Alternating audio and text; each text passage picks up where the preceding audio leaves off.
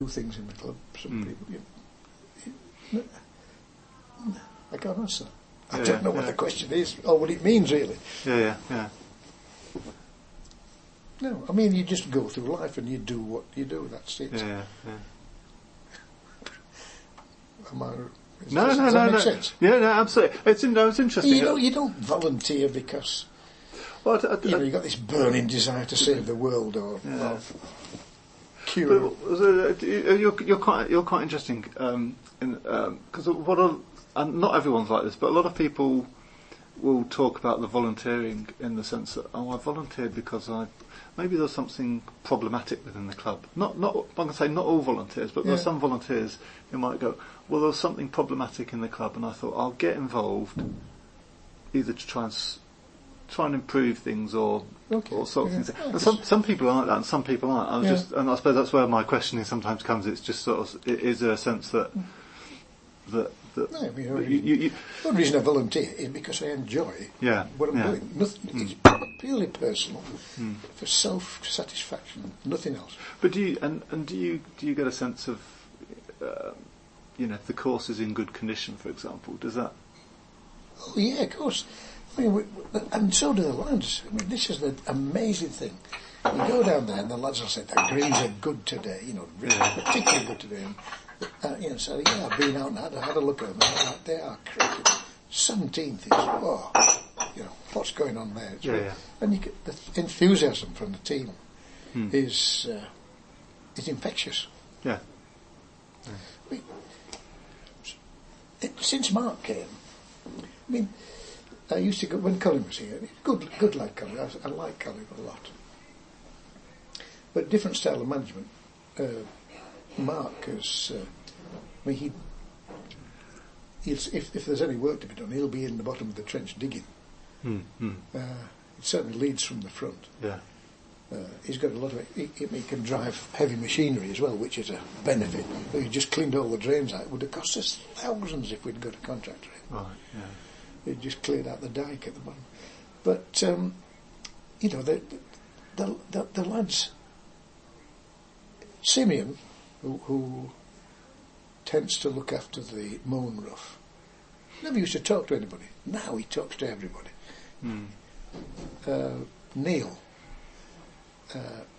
very quiet lad, and I used to go in and have coffee with Colin and the lads, and Neil would just sort of disappear. Not because he didn't want to be there, but you just got the feeling that he was just like a ghost. Now he chats, and you go in there and we have a super time. Just joking and talk. But the enthusiasm, and they keep saying, if we could do this, Alan, it'll be really. That's good fun, is that? It's like a bunch of mates, really. Yeah. And do you? I mean, it sounds like you get pleasure from the way they develop as people and in their, I guess, in their careers and. But it's all down to self-satisfaction, and it's at the end of the day. Yeah. Okay, that's interesting. I mean, have you ever felt that your contribution has ever not been valued in terms of volunteering? No. Well, I mean, there are some members of the club who think I'm a complete arsehole, Yeah. But there again, they would anyway. But whoever was in, they would know better. But so that doesn't bother me. That doesn't bother you in the sense, So you're able to deal with that by. Yeah.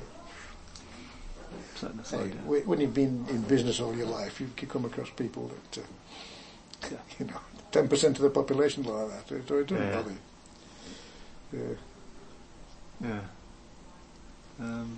And how do you see your future as a volunteer here? So do you? Well, I don't see the future. I don't think about it. Right. Okay. I will be Greens chairman until people get fed up with me and they'll put somebody else in.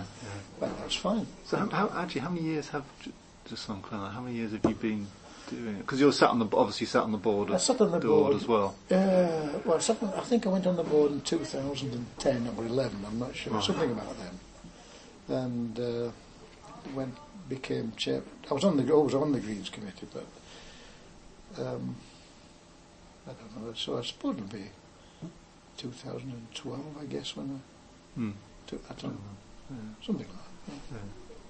So you look like you enjoy what you're doing, I and do thoroughly enjoy it. and I'm quite Absolutely. happy to keep doing it. Yeah. as long Until as you someone can. gets fed up and Yeah. throws me off. But no, it won't bother me, you know. Yeah. Just. But I think everything you do in life, you really, at the end of the day, when you analyse it, you do it for your own pleasure, your own satisfaction.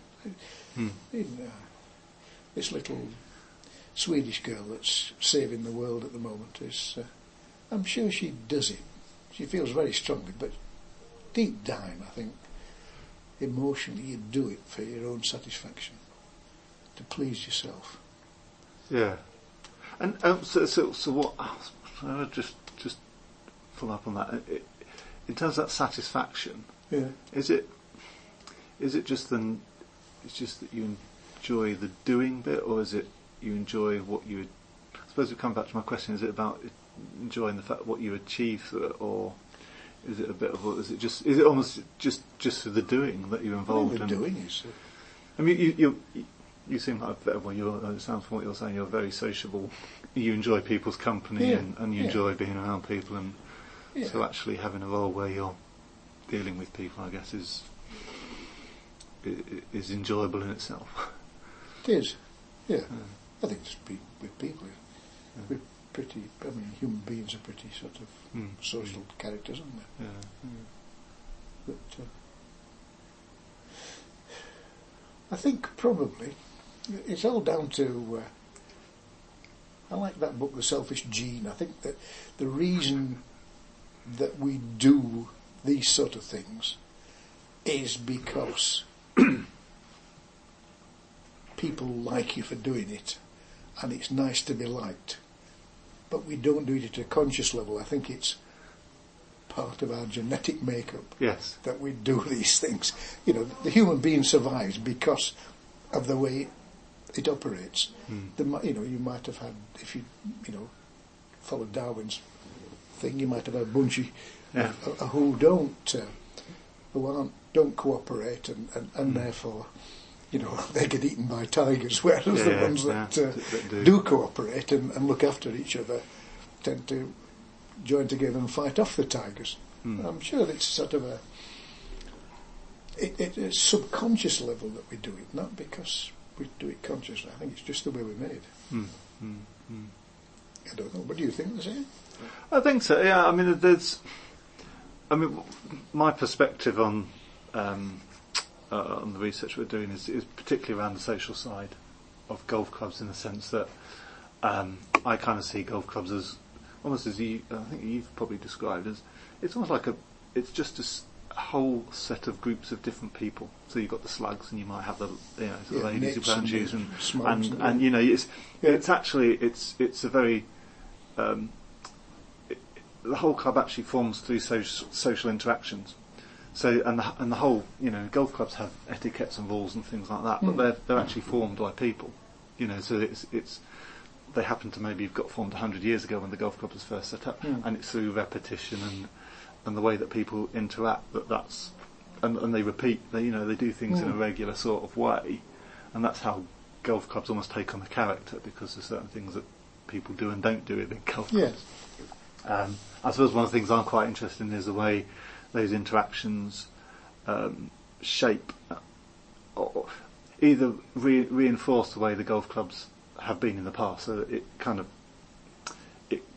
continuation of the way the things that have been done, but also the way that people maybe as volunteers come in and maybe change things, and the way that they work with people, and maybe things get changed and move on a little bit as well. But ultimately